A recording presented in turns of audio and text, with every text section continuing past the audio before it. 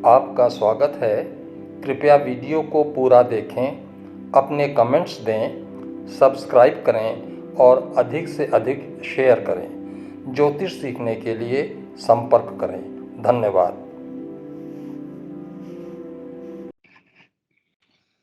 तो आज हम शुरू करते हैं। हमारे जो 12 भाव हैं जन्मपत्री में हर व्यक्ति के, उन 12 भावों में क्या क्या ऐसी चीजें हैं, ऐसी बातें हैं, हमारे जीवन के ऐसे कौन से पक्ष हैं जो हर भाव 1 नंबर से लेके 12 नंबर तक प्रदर्शित करता है या उसको डील करता है, या वहां पर उस हमारे जीवन के उन क्षेत्रों का वहां पर गणना की जाती है, उसको देखा जाता है, उसको समझा जाता है। इस बात पर निर्भर करते हुए कि उस घर का कारक कौन है, काल पुरुष कुंडली में वहां कौन सा तत्व है, काल पुरुष कुंडली में वहां कौन सी राशि है, और वर्तमान में हमारा जब जन्म हुआ तो वहां किस राशि में मेरा जन्म हुआ। जिस क्षण हमारा जन्म हुआ उस समय पूर्वी क्षितिज पर कौन सी राशि उदय हो रही थी, वो हमारे पहले घर में आएगी और उसे हम लग्न कहते हैं। उसी लग्न के आधार पर ही फिर हम एंटी क्लॉकवाइज उस संख्या को बढ़ाते जाते हैं और वो हर घर की अलग अलग राशि हो जाती है, साइन हो जाता है, कंट्रोलर हो जाता है, उस घर का मालिक हो जाता है। जैसे मान लीजिए, अगर प्रथम भाव में जहां काल पुरुष कुंडली में 1 नंबर लिखा हुआ है, ये काल पुरुष की कुंडली है, किसी व्यक्ति विशेष की नहीं है, जनरल है, ये हम आपको पहले बता चुके हैं। अब मान लीजिए किसी व्यक्ति का, किसी बच्चे का जन्म हुआ, शिशु का जन्म हुआ, बालक या बालिका, और उस समय पूर्वी क्षितिज में मान लीजिए वृश्चिक राशि उदय हो रही थी। कोई भी हो सकती है राशि, 1 से लेकर 12 तक। तो मान लीजिए उस समय वृश्चिक राशि उदय हो रही थी, तो इस प्रथम घर में क्या लिखा जाएगा? 8। क्योंकि वृश्चिक राशि किस डिजिट को इंगित करती है? 8 को। अब अगर प्रथम भाव में लग्न में हमारे, क्योंकि पूर्वी क्षितिज पर वृश्चिक राशि उदय हो रही थी, किसी डिग्री पर, वो डिग्री भी लिखी जाएगी वहां पर, कितने डिग्री पर उदय हो रहा था, 1 डिग्री से 0 डिग्री से समझिए 30 डिग्री के बीच में किसी निश्चित डिग्री पर वृश्चिक राशि उदय हो रही होगी, और वो राशि की डिग्री भी वहां पर उसके साथ लिखी जाती है। तो अगर यहां पर वृश्चिक राशि उदय हो रही थी तो लग्न उस शिशु का वृश्चिक हो गया। तो अगर यहां 8 आया तो दूसरे घर में 9 हो जाएगा, तीसरे घर में 10, चौथे में 11, पांचवें में 12, छठवें में 1, सातवें में 2, आठवें में 3, नौवें में 4, 10वें में 5, 11वें में 6, 12वें में 7 और 8। तो इस प्रकार ये हमारा जो जन्म चक्र है, इसको जन्मांग मिरम भी कहते हैं, बर्थ चार्ट कहते हैं। तो इस तरीके से ये बनता है। अब आज हम आपको संक्षेप में, धीरे धीरे चले, तो आज हम आपको संक्षेप में ये बताने का प्रयास करेंगे कि हर भाव, भाव नंबर 1, भाव नंबर 2, भाव नंबर 3, इस प्रकार से जो 12 भाव हैं, इसमें प्रत्येक भाव हमारे जीवन के किन किन पक्षों को डील करता है, किन किन पक्षों के बारे में वो बताएगा, किन किन पक्षों के ऊपर हमारे जीवन के इस घर में बैठे हुए ग्रह, राशि, कालपुरुष की कुंडली, कारक, नक्षत्र, डिग्री, ये सब मिल करके हमारे जीवन के उस पक्ष में जो प्रथम भाव प्रेजेंट करता है, किस प्रकार डील करेंगे, और इनका सामंजस्य, इनका हर भाव से लेना देना होगा। अकेले कोई भाव अपने में इंडिपेंडेंट नहीं है, ये पूरे 12 भाव एक हैं, हम एक हैं, व्यक्ति जिसका जन्म हुआ वो एक है, तो ये सारा मिला जुला है। तो अब चलिए शुरू करते हैं आज संक्षेप से भाव के बारे में। तो प्रथम भाव क्या बताता है? चूंकि हमारा जन्म हुआ यहाँ पर, तो शरीर सबसे पहले, मैं, मेरा शरीर, इसीलिए इसको तन भाव भी कहते हैं, शरीर का भाव। और इसमें आ जाता है वर्ण। हमारा कॉम्प्लेक्शन कैसा होगा? गोरे होंगे, सांवले होंगे, गेहुआ रंग होगा, गोराई पीली होगी, या गोराई लालिमा लिए होगी, या हम काले होंगे। तो ये सब कुछ अधिकतर इस घर से पता चलता है। और देश काल स्थिति के आधार पर भी इसमें फर्क पड़ता है। तो शरीर, ये प्रथम भाव की बात मैं कर रहा हूं, फर्स्ट हाउस, लग्न की बात कर रहा हूं। शरीर, वर्ण, आकृति। हमारे चेहरे का नाक और नक्श कैसा होगा? बदसूरत होंगे, खूबसूरत होंगे, या ऑर्डिनरी फीचर्स होंगे? अगर यहां पर चंद्रमा बैठा हो प्रथम भाव में, तो व्यक्ति सुंदर होगा। अगर यहां शुक्र बैठा हो, तो भी व्यक्ति की पर्सनैलिटी बड़ी चार्मिंग होगी। फेस, फेस की बात कर रहा हूं मैं। इसी प्रकार आगे चलेंगे तो बहुत सारी चीजें आएंगी। तो शरीर हो गया, वर्ण हो गया, आकृति हो गई, और गुण भी है। क्योंकि हम आए तो हम कुछ गुणों को लेकर के आए हैं, किन्हीं गुणों को लेकर के आए हैं। तो हमारे अंदर कौन कौन से गुण होंगे, कौन कौन से अवगुण होंगे, हमारी पर्सनैलिटी कैसी होगी एज अ होल, हमारा व्यक्तित्व कैसा होगा, वो प्रथम भाव से पता चलेगा। तो आ गया हमारे गुण। यश, fame, name and fame. Name and fame भी इस स्थान से पता चलता है कि हमें अपने जीवन में कितना यश, कितना अपयश, या बिल्कुल नॉर्मल रहेंगे। दूसरी बात, स्थान। इस प्रथम भाव से हमें यह भी पता चलता है कि हमारा जन्म कैसे घर में हुआ है, किस स्थान में हुआ है। किस तरह स्थान मतलब मेरा घर। और उसके बाद सुख और दुख, यहीं से पता चल जाता है। यहां जो ये प्रथम भाव में जो लग्न है, लग्न, जो राशि उदय हो रही थी, वो राशि का स्वामी जो है, वो उससे पता चल जाता है कि हमारे जीवन में कितने सुख दुख होंगे, हमारे जीवन में मेरे अपने स्वयं के निजी विचार क्या होंगे। जरूरी बिल्कुल नहीं है कि मेरे अपने स्वयं के निजी विचार मेरे माता पिता से तालमेल खाएं, या मेरे भाई बहनों से तालमेल खाएं। कोई आवश्यक नहीं है। मेरे बाबा से तालमेल खाएं, कोई आवश्यक नहीं है। तो हमारा अपना व्यक्तित्व हो सकता है बहुत अच्छा तालमेल हो परिवार में, कई बार ऐसा देखा गया है। तो व्यक्तित्व और प्रवास, मतलब हम जो, हमारा जो रहन सहन होगा, हम किस स्थान में, कैसी जगह में, किस प्रकार के घर में, किस तरीके से हम रहने में हमें खुशी महसूस होगी, क्या हमारा टेस्ट होगा, क्या हमारी हॉबीज होंगी, ये भी यहीं से पता चलता है। और दुर्बलता या सबलता, हमारा शरीर दुर्बल होगा या सबल होगा, मतलब हमारा स्वास्थ्य जीवन में अच्छा रहेगा या अच्छा नहीं रहेगा। फिर आता है रूप, वो मैंने आपको बता दिया कि रूप जो है फीचर्स हमारे। और उसके बाद आता है लक्षण। लक्षण मतलब हमारे जो कर्म होंगे, हम जो कर्म करेंगे। एक तो हो गया व्यक्तित्व, वो हो गया विचार, हमारे मन में कैसे विचार उठेंगे। लेकिन जरूरी नहीं कि जितने विचार और जिस प्रकार के विचार हमारे मन में उठते हैं, उनको सभी को हम कर्म रूप में परिणत कर दें, नहीं है आवश्यक। कुछ का करते हैं, कुछ का नहीं करते, डिपेंड करता है बहुत सारी बातों पर। तो किस बात का लक्षण क्या है, हमारे लक्षण क्या है? जैसा आपने सुना होगा, कहते भाई इनके लक्षण अच्छे नहीं है, मतलब क्या है उसका, वो आप समझते हैं। फिर तेज का विचार किया जाता है। तेज मतलब आपका फेस, आप अंदर से, क्योंकि ये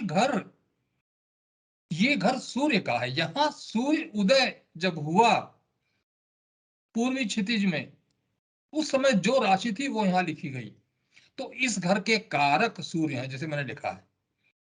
तो तेज, तेज मतलब आपके चेहरे का तेज, आपके अंदर जो आप स्वयं में हैं, आपकी आत्मा, आपका हृदय, आपका मन, आपकी बुद्धि, ये सब मिल करके आपके चेहरे पर उनका इंप्रेशन पड़ता है। ये आपने अपने जीवन में महसूस किया होगा। ये सब हम क्यों डिस्कस कर रहे हैं? और मैं एक बात निवेदन करना चाहूंगा कि ज्योतिष में अब बेसिक्स ऑफ ज्योतिष तो बहुत पहले पीछे छूट गया। पिछले 5-7 क्लासेस से हम वैदिक ज्योतिष पढ़ रहे हैं, तो हम धीरे धीरे गहराई में जाएंगे। तो कभी हो सकता है कि मैं कोई चीज रेफर करूं, कोई बात कहूं, और वो हम में से किसी के व्यक्तिगत जीवन में घटित हो गया हो, तो कृपया उसको व्यक्तिगत स्तर पर न लीजिएगा, क्योंकि ये एक ऐसा चार्ट है जो हम में से पृथ्वी पर जितने मनुष्य पहले थे, आज हैं, और जितने अंत समय तक, जब तक सृष्टि रहेगी तब तक मनुष्य रहेंगे, उन सब का अलग अलग रहता है। और उनका विचार इन्हीं 12 घरों में, इन्हीं 12 राशियों से, इन्हीं 9 ग्रहों से, इन्हीं 27 नक्षत्रों से, इन्हीं 108 चरणों से, उनके देवताओं से, उनकी जड़ी बूटियों से निर्णय किया जाता है। तो ये मेरा निवेदन है, इसको याद रखिएगा। तो अब देखिए यहां पर क्या है, हमारे लक्षण कैसे हैं वो भी यहां से पता चलेगा। तो अब ये क्या हो गया, ये हो गया प्रथम भाव, और इसके कारक सूर्य हैं। अब यहां पर हम आपको थोड़ा समझा दें कि कारक क्या होता है। इसको इंग्लिश में बोलते हैं सिग्निफिकेटर, सिग्निफाई करना, आप समझते होंगे। What is signification? तो कारक का मतलब होता है कि इस घर में जो कुछ भी है, जितने गुण अवगुण, जितने हमारे व्यक्तित्व के वो एरियाज, वे क्षेत्र जो इस घर से हमें पता चलेंगे, जो इस घर में डील होते हैं, जैसा मैंने आपको मुख्य मुख्य चीजें अभी बताई कि प्रथम भाव में क्या क्या चीजें डील होती हैं, उन सब पर, उन सब लक्षणों पर, उन सब सब्जेक्ट्स पर, उन सब लाइफ के एस्पेक्ट्स पर जो इस घर में डील होते हैं, उन सब पर सबसे पहला असर सूर्य का पड़ेगा। कारक माने करने वाला। तो इस घर में करने वाला कौन है? सूर्य। वो कारक है, और वो यहां लिखा नहीं जाता। सूर्य 12 घरों में से कहीं भी बैठ सकता है, परंतु उस घर में जहां सूर्य बैठा है, उस घर के आधार पर हम ये निर्णय लेंगे कि उस सूर्य का प्रथम भाव पर क्या असर पड़ रहा है। और प्रथम भाव पर पड़ रहा है तो जो एस्पेक्ट्स हमने आपको बताए अभी, उन एस्पेक्ट्स पर सूर्य का क्या असर पड़ रहा है। अच्छा हो सकता है, बुरा हो सकता है, न्यूट्रल हो सकता है, बहुत बढ़िया हो सकता है, नॉर्मल हो सकता है, बहुत खराब हो सकता है, कुछ भी हो सकता है किसी सीमा तक। तो ये मतलब हो गया कारक का। मैं भी प्रथम भाव में इसलिए ज्यादा स्ट्रेस कर रहा हूं कि यही सिद्धांत हर भाव के लिए लागू होगा, हर कारक के लिए लागू होगा। तो ये हो गया हमारा प्रथम भाव। अब प्रथम भाव में हमने जैसा आपको बताया कि मान लीजिए कोई शिशु का जन्म हुआ अभी, और उस समय पूर्वी क्षितिज में वृश्चिक राशि उदय हो रही थी, तो यहाँ 8 लिखा जाएगा, उसकी डिग्री लिखी जाएगी। अब मान लीजिए यहां पर कोई भी ग्रह नहीं बैठा है, हो सकता है 8 ग्रह बैठ जाए, हो सकता है कोई भी ना बैठा हो सकता है एक ग्रह बैठा हो सकता है 2 ग्रह बैठा हो, कुछ भी हो सकता है, depending on that momentary, at that very moment when the child took birth. उन आकाश में प्लेनेटरी अरेंजमेंट क्या था, उसकी फोटो है ये हम आपको पहले बता चुके हैं। ये चार्ट जिस समय बच्चे का जन्म हुआ, जितने बजकर जितने मिनट और जितने सेकंड पे जन्म हुआ, उस समय आकाश में सौर मंडल की ये चार्ट फोटो है।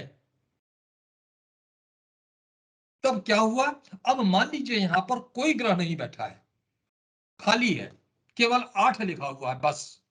वो लग्न हो गया, असेंडेंट हो गया, और उसकी डिग्री लिखी है। तो अब यहां पर क्या मतलब निकलेगा? बहुत सारी चीजों को लेके ज्योतिष में बहुत सारे ऋषि मुनि हुए, बहुत सारे लोगों ने इसमें रिसर्च की, तो बहुत जगहों पे कुछ कंट्रोवर्सीज भी हैं। तो हमें कंट्रोवर्सी में नहीं जाना है, मैं आपके सामने वैदिक ज्योतिष के बारे में चर्चा करूंगा, जो वेदों में लिखा हुआ है, जो महर्षि पराशर ने लिखा है, जो ओरिजिनेटर थे ज्योतिष के, वैदिक ज्योतिष के। धीरे धीरे, तो अगर मान लीजिए यहां पर कोई भी ग्रह नहीं बैठा है, इसका मतलब क्या हुआ? आपका मान लीजिए कोई घर है 8 नंबर का, मान लीजिए आपने कोई फ्लैट लिया, आपने फ्लैट खरीदा, और उस फ्लैट का मान लीजिए नंबर जो मिला आपको, वो अरेंजमेंट के लिहाज से, whatever arrangement was there in that apartment और इन दैट लोकेलिटी, वो मानिए 8 नंबर मिला, और घर खाली है, घर में ताला लगा हुआ है, तो उस घर का क्या मतलब हुआ? मतलब ये है कि उस घर में जो भी बाहर का वातावरण होगा, बरसात होगी, धूप निकलेगी, आंधी आएगी, अगल बगल जो भी खुशबू उठेगी, तो वो उस घर में बाहर का असर सब पड़ेगा। वाह, जो वस्तुएं हैं, चीजें हैं, वातावरण है, उन सब का असर उस घर पे पड़ेगा, परंतु उस घर का अपना कोई ऐसी चीज वहां नहीं है जो उसको रोकने की कोशिश करे, या उसको बढ़ाने की कोशिश करे, या उसमें परिवर्तन करने की कोशिश करे। न्यूट्रल है। किसी ग्रह का न होना मतलब वहां पर कोई उस घर में रहने वाला नहीं है। अगर किसी घर में कोई ग्रह बैठा है, इसका मतलब वो ग्रह उस घर में रह रहा है। He is a person who is living on rent in that house, and the sign of that house is the lord of that house. Lord माने मकान मालिक। अगर यहां पर 8 नंबर आ गया असेंडेंट, जैसा मैंने आपको बताया, तो वृश्चिक राशि इस घर का मालिक है। वृश्चिक राशि के स्वामी कौन है? मंगल। बताया है आपको।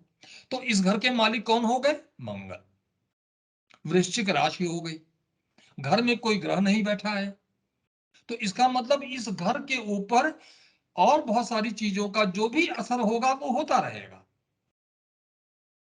न कोई किसी प्रकार का प्रतिरोध ये घर पैदा करेगा, न किसी प्रकार का फेवर ये घर पैदा करेगा, न अपने आप इस घर में कुछ होगा।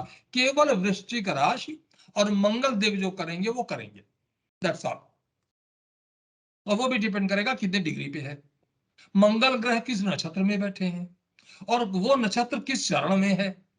ये सारी चीजें बाद में मैं आपको भी धीरे धीरे भूमिका बना रहा हूं कि आपके दिमाग में वो पूरी पिक्चर धीरे धीरे आती जाए, जिससे आगे जाकर के आपको कोई चीज बिल्कुल अटपटी न लगे कि ये कहां से आ गई। वैसे तो चीजें आएंगी ऐसी जो आपने नहीं सुना होगा अभी, लेकिन फिर भी मेरा प्रयास ये है कि आपको वैदिक ज्योतिष इतने सरल तरीके से मैं प्रेजेंट करने की कोशिश करूं, जिससे आपको समझने में, ग्रहण करने में, उसको अप्लाई करने में कोई अधिक दिक्कत ना हो।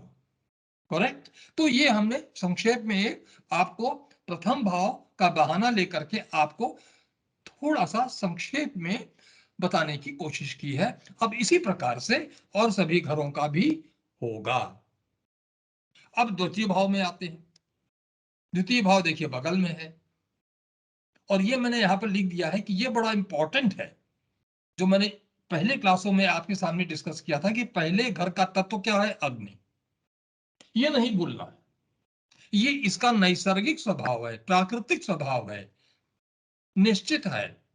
पहले घर का तत्व हमेशा अग्नि रहेगा, और पहले घर में इसका जो काल पुरुष की कुंडली है, इसमें हमेशा मेष राशि का असर रहेगा। वो सब छिपा हुआ बिहाइंड द कर्टन,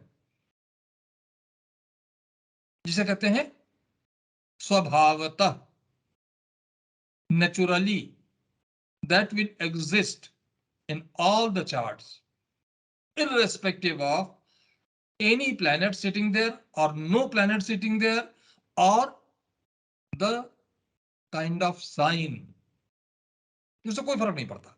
उसी प्रकार से दूसरा भाव में क्या है? पृथ्वी तत्व है। इसीलिए मैंने खाली 4 भावों में लिखा है कि इसे नहीं भूलना है। अग्नि, पृथ्वी, वायु, जल। अग्नि, पृथ्वी, वायु, जल। हर एक का, अग्नि पृथ्वी वायु और 12वें भाव का जल। तो अब दूसरे भाव में आ जाते हैं। दूसरे भाव का तत्व क्या है? पृथ्वी। अब पहले समझिए, इसमें मैंने कारक पूरा नहीं लिखा है, का लिख के छोड़ दिया है, लेकिन उसका भाव है कि दूसरे भाव के कारक जो है वो बृहस्पति देव है। अब दूसरा भाव क्या क्या शो करता है, कौन कौन से एस्पेक्ट्स हमारी लाइफ के डील करता है, उसके बारे में आपको मैं संक्षेप में बताता हूं। इसको हम कहते हैं धन भाव, धन, मनी, वेल्थ। पहला भाव है तन भाव, बॉडी, पर्सनैलिटी। दूसरा भाव है धन भाव, और इससे हम धन को देखते हैं क्योंकि धन भाव ही है। Wealth, accumulated wealth of ancestors of parents, grand parents. कुटुंब है ये, जैसा मैंने आपके सामने पहले बात जिक्र किया था, ये कुटुंब है, पेटर्नल कुटुंब, पूरा का पूरा, सभी।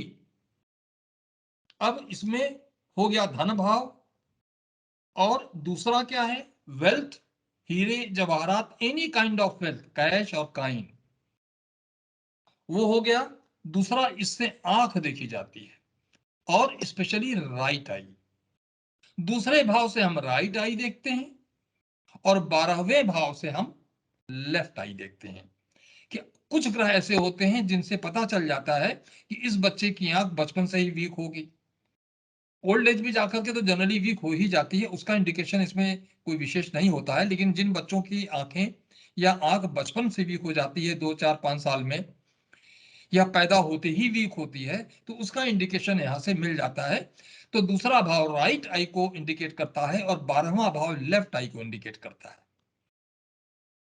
और इसके बाद इस घर में, इस घर से हमारा मुंह, यानी भोजन है यहाँ पे, यानी स्वाद, जैसा मैंने पहले आपको बताया था, स्वाद है, मुंह, माउथ, फैमिली है।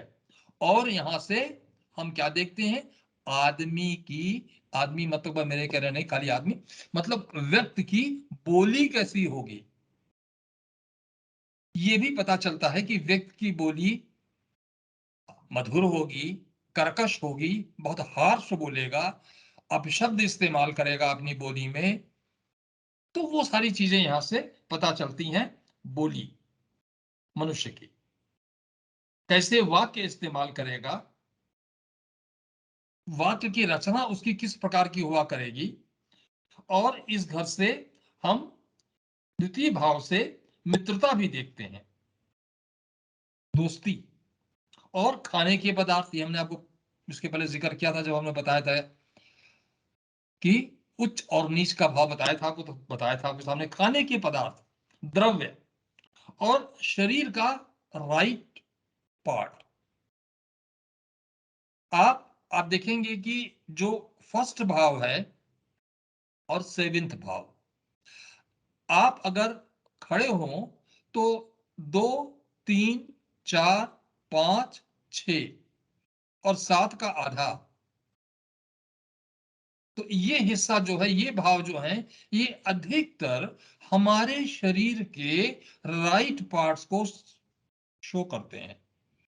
अगर हमारे शरीर के दो भाग कर दिए जाए सिर से, तो ये राइट पार्ट शो करता है।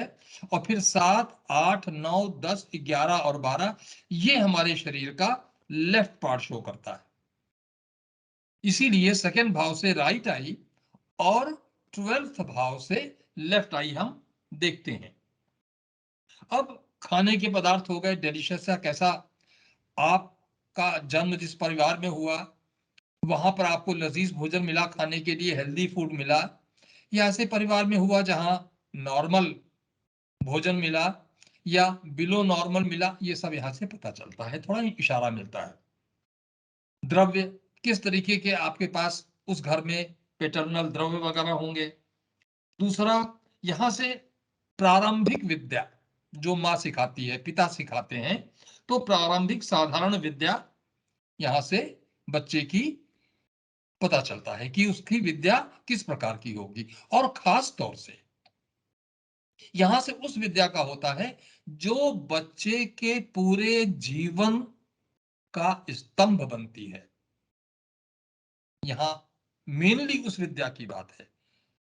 उसको किस प्रकार की नींव मिली अपने जीवन के व्यक्तित्व को आगे बढ़ाने के लिए, क्या शिक्षा दी गई माता पिता द्वारा, वो विद्या मुख्य रूप से, और दर्जा 2, 3, 4 तक या 5 तक ले लीजिए, यहां पर लगभग पढ़ाई बच्चे की देखी जा सकती है। तो ये हो गया यहां पर द्वितीय भाव का मुख्यतः। इसके कारक बृहस्पति देव हैं, क्योंकि बृहस्पति यहां से पढ़ाई शुरू हुई, प्रथम भाव में पढ़ाई नहीं शुरू होती, द्वितीय भाव से पढ़ाई शुरू होती। माँ क्या सिखा रही है बच्चे को, सच बोला करो, ये बहाने बनाया, मतलब जो कुछ भी वो अपने घर में चारों तरफ देखता है बिना सिखाए सीखता है, वो सब यहीं से है। और जो कह के सिखाया जाता है वो भी यहीं से है, जो स्कूल में थोड़ा प्राइमरी एजुकेशन जो होती है समझ लीजिए वो भी यहीं से है। तो उसके उसके लिए बृहस्पति देव मतलब वो टीचर के रूप में है। और जो बृहस्पति देव है वे धन के कारक हैं, तो धन भाव है ये। अब आ जाता है तीसरा भाव। तीसरा भाव क्या है? तीसरा भाव इट इज नोन एज सहज भाव। ये मेनली तीसरे भाव को हम कहते हैं ये करेज का घर है, साहस का, क्योंकि वहां आ गई आंख। और तीसरा जो घर है वो है बाहु, बाहुबल। आदमी जो कुछ भी करता है, हिम्मत, कर्म, जो कार्य करता है, एक्शन करता है, उसके लिए बाहुबल की जरूरत पड़ती है। बाहु मजबूत होनी चाहिए, चाहे लिखना पढ़ना है, जो कुछ भी है, वॉट एवर। तो ये है यहां पर करेज का कारक। तो करेज के लिए कारक कौन बने? मंगल देव। मंगल इस चार्ट में, जिसके भी चार्ट में मंगल वेल प्लेस्ड होगा, चाहे कहीं भी हो, well placed, please note down, well placed अगर है, तो वो व्यक्ति काफी लंबे समय तक अपने जीवन में उसके अंदर करेज बना रहेगा। तो तीसरा भाव सहज भाव है, और ये छोटे भाई बहनों का है, छोटे भाई बहनों का पराक्रम का भाव है, करेज, साहस का भाव है, हिम्मत का। आपने देखा होगा बहुत से लोग थोड़ा डरपोक होते हैं, और बहुत से लोग बड़े बहादुर होते हैं। बहुत से लोगों का आपने देखा होगा, सांप देख लिया तो चिल्ला पड़ते हैं। बहुत से लोगों पर कोई इतना डर नहीं आता है, वो उसको मारने के लिए होते हैं, भगाने के चक्कर में पड़ जाते हैं। कुछ लोग ऐसे भी होते हैं, सांप देख लिया तो कूद करके चापाई पे चढ़ गए, मेज पे चढ़ गए, कुर्सी पे चढ़ गए, भाग गए वहां से। तो ये क्या है? साहस और धैर्य। और यहां से मतलब शरीर के अंदर कितनी शक्ति है वो भी यहां से देखा जाता है। यहां से आपके हड्डी कितनी मजबूत है, यानी शरीर हमारा कितना मजबूत है। मंगल देव को भूसुता कहा गया है, यानी पृथ्वी के पुत्र कहा गया है, और पृथ्वी से ही हमारे शरीर की का पोषण होता है। तो अगर हमारे शरीर का पोषण अच्छा हुआ है तो हमारा पूरा शरीर मजबूत होगा। हमारा शरीर मजबूत है तो हमारे अंदर साहस होगा, और धैर्य भी होगा, और हम करेजियस होंगे, एक्टिव रहेंगे। और यहां से गला, आंख के बाद चेहरे के बाद मुंह आया दूसरे भाव में, यहां आ गया गला, थ्रोट। तो यहां से वो मैंने आपको फोटो दिखाई थी, तो मैंने आपको बताया था कि मिथुन राशि कहां आती है? थ्रोट पे, थर्ड। तो यहां से गला और कान, कर्ण, फिर वस्त्र आदि। दूसरा, घरों में जो नौकर नौकरानियां जो लोग रखते हैं, सर्वेंट्स हैं या मेड सर्वेंट्स हैं या वैसे सर्वेंट्स हैं, वे सब कुछ भी, वे सब लोग भी यहीं से हमको देखना पड़ता है। और यहां से हमारे खाने पीने का सुख फल है, वहां पर लजीज भोजन है, और यहाँ पर फल है, और चीजें हैं जो हमारे खाने के लिए, दूध दही या इन सब चीजों को भी यहाँ से थोड़ा देखा जाता है। और औषधि का विचार भी यहाँ से किया जाता है थोड़ा, कि हम किस प्रकार की औषधि का प्रयोग करते हैं, हमारे जीवन में हमें कितनी औषधि का प्रयोग करना पड़ा। बहुत से लोगों को आप देखेंगे कि बचपन से ही रोग पकड़ लेते हैं, बचपन से ही उनको औषधि के सहारे रहना पड़ता है, किसी न किसी मजबूरी के कारण, बीमारी के कारण। बहुत से लोग वृद्धावस्था में जाकर के दवाई का प्रयोग करते हैं वो तो बड़ा स्वाभाविक सा हो जाता है। तो ये हो गया हमारा तीसरा भाव। तो तीसरे भाव में हमारा छोटे भाई बहन आते हैं और उल्टा हो गया 11वां भाव। अगर आप देखेंगे 11th भाव, तो वहां से हमें बड़े भाई बहन का हमको इंडिकेशन मिलता है, उसके बारे में हम वहां से पता लगाते हैं। तो आज हम अभी यही समाप्त करते हैं।